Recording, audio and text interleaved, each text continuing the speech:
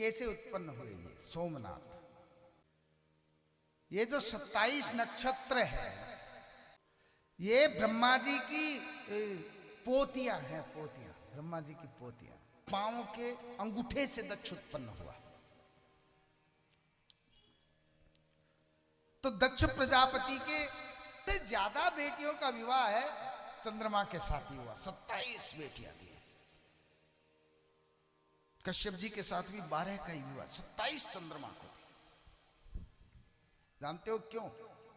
चंद्रमा, इन सब में चंद्रमा सबसे ज्यादा सुंदर है। हाँ, देखने में सुंदर है, नाक नक्शे का बड़ा सुंदर था चंद्रमा। एक ने देखा, दूजी ने देखा, हम तो चंद्रमा के साथ जाएंगे, हम तो चंद्रमा के साथ जाएंगे। सबने चंद्रमा को ही पसंद किया।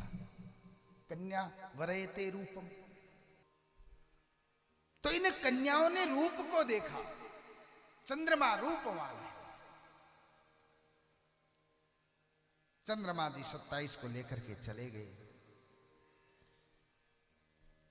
अब महाराज इनमें से एक थी रोहिणी। इन 27 में से एक कन्या थी रोहिणी। रोहिणी नक्षत्र है ना? हाँ।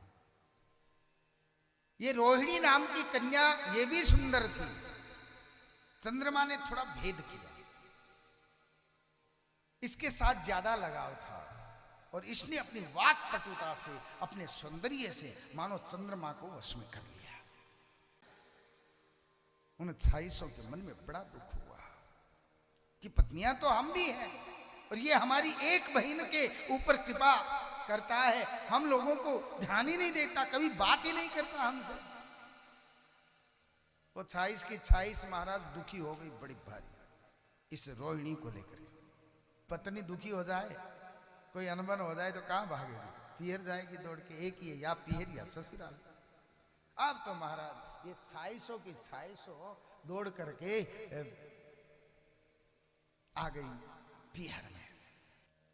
राजा दक्ष ने बेटियों को देखा। और पिता तो पिता होता है, पिता ऐसा होता है महाराज, पिता से बेटी का दुख नहीं देखा जाता। दक्ष ने कहा क्या हुआ, क्या हुआ बताओ। 26 ने एक स्वर में कहा, पिताजी चंद्रमा ने हमारे साथ भेदभाव कर लिया।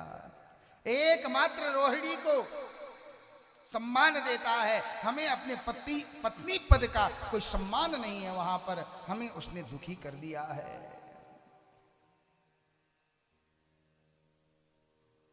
पिता को क्रोध आया दक्ष को। गलती वो तो सीधा पुत्रियों के मोह के अंदर जोर से चिल्लाया, अरे ओ चंद्रमा इधर आ। और दक्ष की गर्जना सुन करके महाराज चंद्रमा तो थर थर कांपता हुआ पहुंच गया। जवाई तो आ गया सीधा, हाँ ससुर।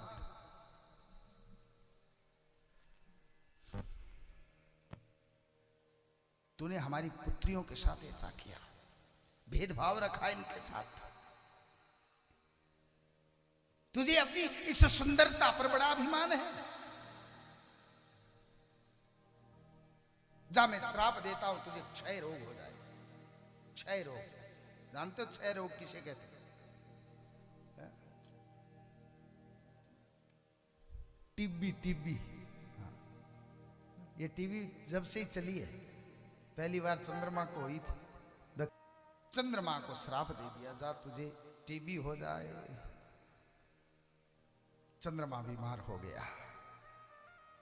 दिनों दिन महाराज क्षय होने लगा चंद्रमा का, बड़ा परेशान। एक दिन नारद जी आगे बोले, चंद्रदेव क्या बात है, आप तो बड़े सुंदर थे, आपको तो सुंदरता का बड़ा अभिमान था, ये क्या हो गया, ये रूप को क्या कर लिया आपने?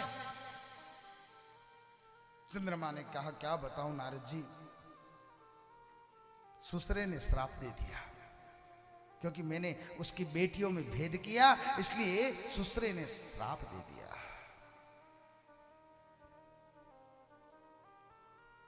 नारद जी ने कहा, ससुरा मतलब मेरा भाई दक्ष? हाँ, दक्ष भाई है नारद जी का।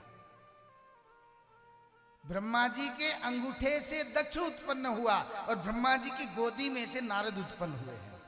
तो नारद जी कहते, वो तो मेरा भाई हुआ, एक ही पिता है, ब्रह्मा से ही मैं उत्पन्न हूं और ब्रह्मा से ही वो है, और वो तो ऐसा ही है, मुझे भी तो श्राप दे रखा है उसने। चंद्रमा ने कहा आपको क्या दे रखा है? बोले मुझे श्राप दे रखा है कि 2 घड़ी से ज्यादा कहीं नहीं टिक पाएगा। हाँ, ये मुझे भी श्राप दे दिया उसने।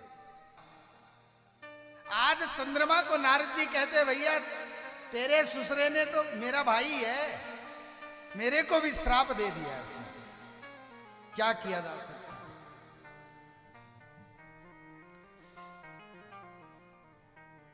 लेकिन महाराज करूं क्या, बताओ तो सही, मेरा ये क्षय रोग कैसे जाएगा?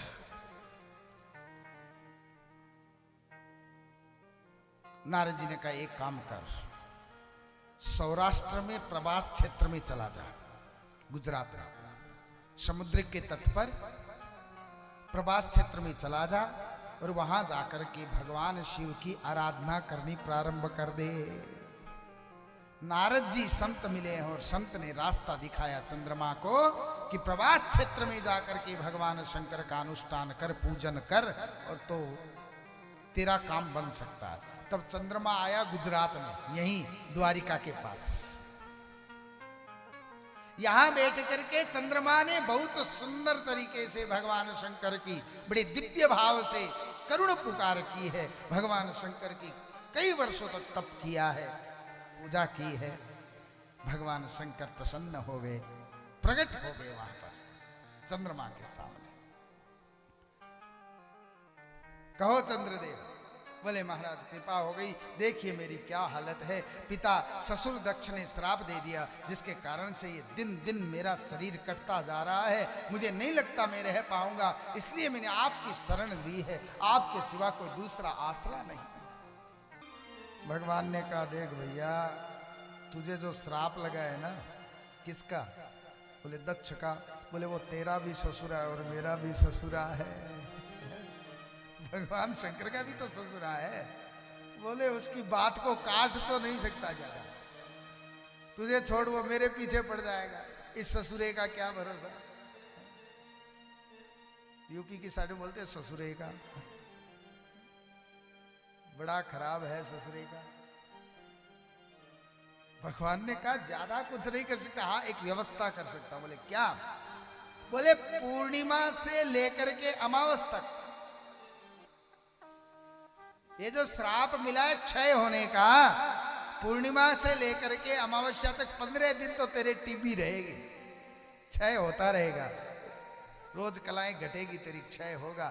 लेकिन वापिस अमावस्या से लेकर पूर्णिमा तक वो रोग ठीक हो जाएगा।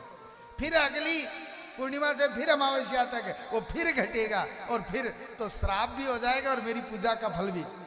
दक्ष से पंगा नहीं ले सकता, पीछे भी लिया था, एक लुगाई गंवानी पड़ी। सती को खोना पड़ा। तो शंकर भगवान ने कहा ससुरा ससुरा है भाई, इसलिए उसने श्राप दिया, उसका पालन करो। 15 दिन तुम घटोगे, देखते हो ना चंद्रमा, कलाएं घटती बढ़ती रहती है चंद्रमा की। सुंदर व्यवस्था भगवान शंकर ने दे दी। और महाराज चंद्रमा ने कहा आप यहीं विराजमान रहें।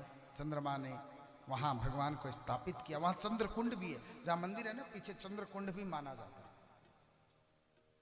कुष्ठ रोग ठीक होता है वहां, क्षय रोग ठीक होता है वहां उस जल का स्पर्श करने से, पान करने से। तो वहां भगवान चंद्रमा के कारण प्रगटे, वहां स्थापित हुए। चंद्रमा का एक नाम सोम भी है। चंद्रमा में अमृत रहता है, अमृत का नाम है सोम, और सोम नाम चंद्रमा का भी है। तो महाराज चंद्रमा के कारण भगवान प्रगटे, तो यहाँ भगवान का नाम पड़ गया सोमनाथ। बोलिए सोमनाथ महादेव की। ये ज्योतिर्लिंग हुआ सोमनाथ।